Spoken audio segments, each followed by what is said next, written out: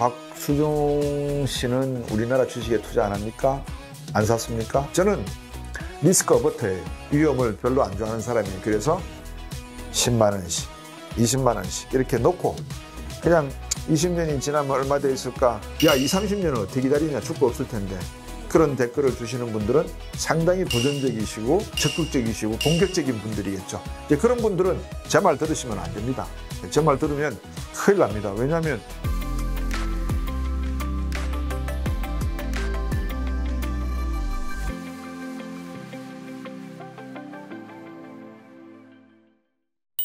네, 안녕하십니까. 얼스 얼라이언스와 함께하는 곽수종의 경제담판 곽수종입니다. 오늘 질문은 한국 주식 대예측, 국내 주식에 찍을 종목은 없다.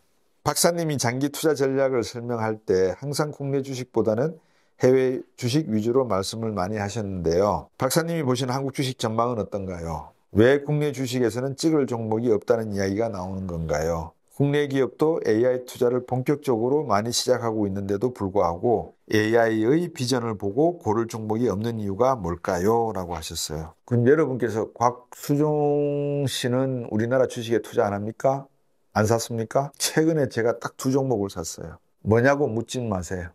근데 수익률이 있느냐? 아니, 수익률은 있습니다. 오늘 아침에 저도 뚜껑을 떡 여니까 얼마를 벌었는가 이렇게 보니까 한 50만 원 벌었어요. 그러니까 어느 정도 투자했는지 아시겠죠? 많이 투자 안 했습니다. 근데 니는 왜 투자했냐? 안 하면 또 나중에 맨날 외국 투자 이야기하면서 한국 주식 시장은 어떻게 네가 그렇게 분석하고 봤느냐라고 이야기를 하실 것 같아서 최근에 제가 재미있는 아티클을 하나 읽었어요. 미국 쪽 아티클을 읽고 이게 과연 한국에도 적용이 될까? 이제 뭐냐면 차트를 읽는 방식인데 쌀 거래 시장에서 시작된 게 이제 캔들 차트인데 그 캔들 차트를 미국의 한 전문가가 재밌게 읽었어요. 그래서 제가 그거와 비슷하게 움직이고 있는 주식 2종목을 제가 발견을 해서 과연 얘들도 그러면 그런 식으로 움직이나? 그러면 곽수종이가 한국 주식은 작전에 의해서 움직인다라고 그렇게 떠들었는데 얘들이 만약에 미국의 전문가가 말한 그 주식 차트 해석대로 간다면 한국 주식도 정상적으로 가는 게 있네라고 할 수 있을 것 같아서 2종목을 매입을 해서 지금 이렇게 보고 있습니다. 큰 돈 아닙니다. 2만 원이 올랐는데도 지금까지 수익률이 뭐 한 40만 원, 50만 원이다라고 말씀을 드리는 거는 작은 돈을 제가 넣어봤다 이렇게 보시면 될 것 같습니다. 수익률이 플러스다라는 걸 자랑하려고 하는 게 아니고 왜 우리나라 주식시장은 곽수종이가 맨날 찍을 게 없다라는 이야기를 반복을 하느냐 이제 그 말씀을 드리려고요. 방금 말씀드렸다시피 첫 번째 기술적 해석을 할 수 있는 차트 읽음이 독해가 불가능하더라. 적어도 한 100개의 기술적 분석 내용이 있다 그러면 한 20개 정도는 이게 통해야지만 이게 이것도 해보고 저것도 해보고 뭐 스토캐스틱도 해보고 오실레이터도 추적해보고 뭐 여러 가지 방법을 통해서 예측도 해볼 수 있지 않겠어요? 근데 그러려고 그러면 주식 창 앞에 붙어 있어야 되잖아요. 저는 뭐 그거를 할 수 있는 사람도 아니고 차라리 그 시간에 제가 책을 읽으면 책을 읽었지 그 앞에 앉아가 있을 그건 없어요. 그래서 이제 거시적으로만 직관, 인투이션, 비전을 저는 말씀을 많이 드려요. 그게 뭐냐면 이런 거죠. 자, 우리가 AI를 이야기한다.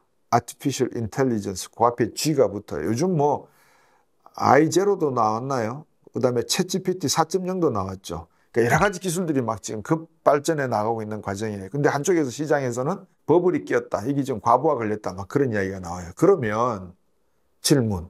맥킨지라고 하는 글로벌 유수의 싱크탱커가 왜 하루도 멀다 하고 AI에 관련된 연구 보고서를 낼까요? 궁금하지 않으세요? AI라고 하는 싱크탱크가 왜 AI에 대해서 연구 보고서를 그렇게 줄기차게 낼까요? 버블이 있어서? 그 사람들이 작전 세력일까요? 저는 그렇지 않다고 봅니다. 저도 미국 싱크탱크에서 짧게 객원으로 있어본 결과에 의하면 글쎄요, 그렇지는 않을 것 같아요. 근데 이제 AI의 가장 이 피라미드가 있으면 AI 제일 밑바닥에 뭐가 있어야 되냐 그러면 빅데이터가 있어야 되잖아요. 그 빅데이터를 끌고 모아서 데이터 센터가 지어져야 돼요. DC가 있어야 돼요. 데이터 센터가. 그러면 데이터 센터가 있으면 그 다음에 뭐가 있어야 될 것 같아요. 이 데이터 센터에서 운영하는 데이터들을 관리하는 반도체. 여기에 공급할 수 있는 에너지. 안정적으로 전기가 공급돼야 되잖아요. 그죠? 에너지. 그리고 이 데이터를 관리하고 감독하고 모니터링 할 수 있는 인적 자원들. 이제 이런 알고리즘에 관계되는 소프트웨어가 또 존재해야 돼요. 그 위에 AI가 존재하는 거죠. 그 다음에 우리나라가 가지고 있는 게 뭐가 있죠? 강점이 제조업 강국 아닙니까? 그러면 예를 들어서 대구에다 DC를 만든다. 그러면 대구는 주변에 창원의 공단, 포항, 울산의 현대조선 자동차, 조선 중공업 단지, 그리고 대구 달성공단의 뭐 어떤 단지, 그 다음에 광주 쪽에는 어떤 데이터 센터가 존재하느냐, 뭐 음식 관련된, 자영업에 관련된, 여러 가지 뭐 데이터 센터의 플랫폼이 가능하잖아요. 그런 부분에 대한 논의가 있어야 될 건데 그런 건 하나도 없고, 그 다음에 여기에 에너지를 안정적으로 공급하려면 어떻게 발전 용량은 얼만큼 들어가야 된다. 그래서 AI라고 하는 산업부터 시작을 해서 모든 산업의 기초, 이게 우리나라에 있나라는 생각을 제가 하는 거예요. 우리나라의 주식시장의 첫 번째 행태는 제가 볼 때는 건전하지가 않은 것 같다.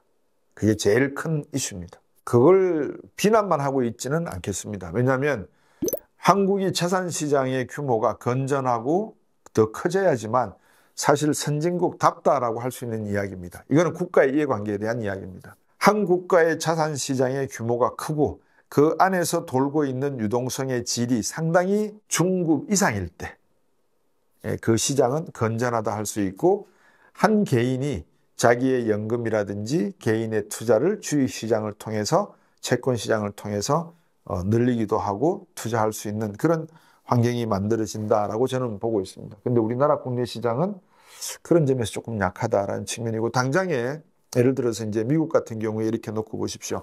제가 M7 말씀을 많이 드렸고, 자본주의의 적은 자본주의다, 그 책에도 481페이지라 그랬나요? 거기에 보시면 아마존, 애플, 구글, 마이크로소프트, 휭렛패카드, IBM, 하드웨어, 소프트웨어 기업들을 주식을 샀을 때 20년, 30년 내가 묵혀서 들고 있을 때 그 가치가 얼만가를 제가 계산해 놨다고 했잖아요. $10,000를. 그러니까 또 댓글 다는 분들이 그렇게 다세요. 야, 20, 30년을 어떻게 기다리냐? 줄 거 없을 텐데. 투자의 개념을 어떻게 해석하시는지 잘 모르겠는데 저는 투자를 그런 식으로 해석하지 않습니다. 투자라고 하는 거는 지금 20대, 30대 분들이 10만 원, 20만 원, 30만 원씩 매달 자기가 선호하는 주식에다가 적금식, 연금이죠. 뭐 일종의 개인연금이죠. 보통 은행에 가시면 방카슈라즈에서 이제 협의된 보험도 팔고 연금도 팔고 개인연금, IRP 이런 것도 팔잖아요. 그런 식으로 거기다가 제가 은행에다가 예금을 해놨더니 3.1%인가 이자를 받더라고요. 근데 제가 주식시장에 몇백만 원 넣어놓으니까 하루아침에 자고 나니까 50만 원이 벌었네? 이거는 그럼 이자율이 얼마예요? 그런 거 아니겠어요? 그죠?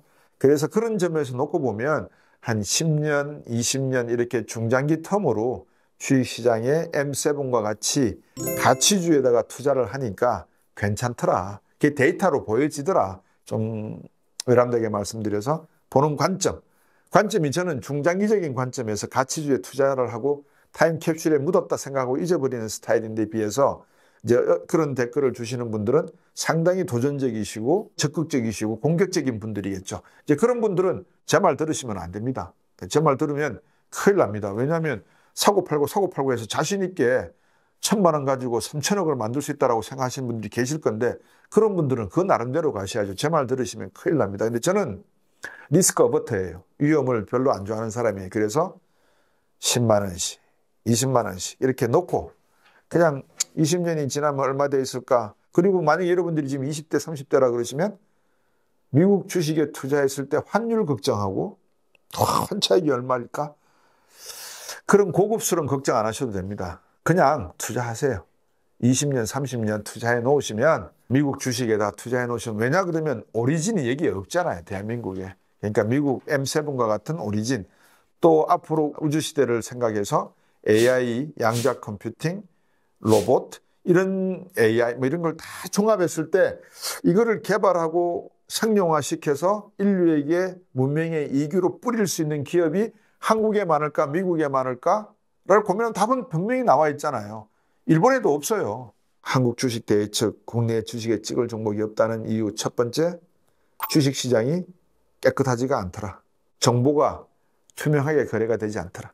내부자 거래도 많고 작전도 많고. 두 번째, 기초가 없더라. 세 번째, 오리진이 없더라. 처음으로 만들어내는 게 없더라 이 말입니다. 네 번째, 다른 무엇보다도 대한민국의 경제에 대한 미래에 대한 미래 경제에 대한 직관과 비전을 보여줄 수 있는 기업과 리더십을 찾지 못하겠더라. 그럼 여러분들이 그럼에도 불구하고 자네가 당신이 최근에 투자했다며 2개를 왜 했니? 라고 물으신다면 미국에 이런 기법이 있어서 저도 그쪽을 전공한 사람이기 때문에 캔들스틱 투자접근법을 한국에도 적용 가능한가 싶어서 실험 삼아서 2개를 해봤는데 아직까지는 답을 못 구하겠더라. 그렇지만 놔두고 볼 생각이다. 예, 큰 돈을 투자한 건 아니기 때문에. 그래서 만약에 그런 이미지가 조금 더 바뀌어 나간다면 한국에도 이런 주식들은 이런 기법에 의해서 발견된 선진 기법이 통용되는 주식도 있는 건전한 기업이 몇 개가 있습니다라고 소개해 드릴게요, 제가. 그러면 여러분께서 그 기업에 투자하셔도 괜찮을 것 같아요. 저는 다른 거는 몰라도 기업 창업주의 정신을 상당히 중요하게 생각하는 사람입니다. 기업가 정신이라고 하죠. 엔터프레뉴어십. 창의성이 있어야 되고요. 창조적 파괴가 늘 가능한 사람이어야 되고요. 기업 내에서 기업다운 문화를 만들 수 있는 그런 리더가 기업 창업자이면 저는 일단 관심 있게 들여다봅니다.